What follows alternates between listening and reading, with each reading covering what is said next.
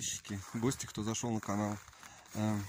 Сегодня по названию ролика, как вы уже поняли, будем говорить об скрипе заднего стекла на Kia Rio.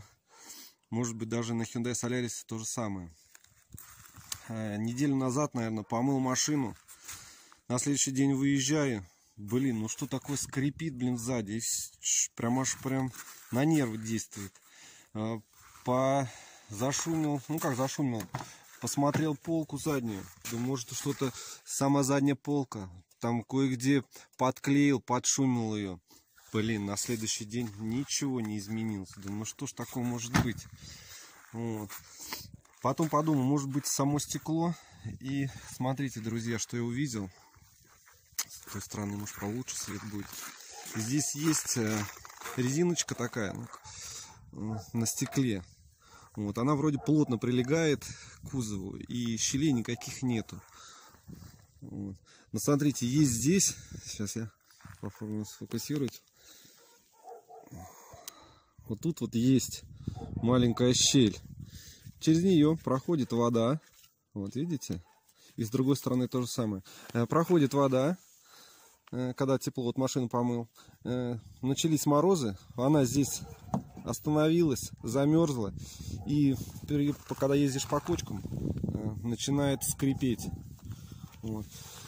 Так, друзья, как я избавился от нее? Так, друзья, ездил уже 2 дня. Первый день отъездил, нету. Ну, говорю, еще один день поездил, чтобы уже наверняка. Все, сегодня второй день отъездил, никаких скрипов больше нет. Что нам помогло? Сейчас я вам покажу. Помогло мне вот такие вот средства. Это от замков и силиконовая смазка, ну, жидкая, и размораживатель замков. Просто взял, блин, побрызгал в эти щеля.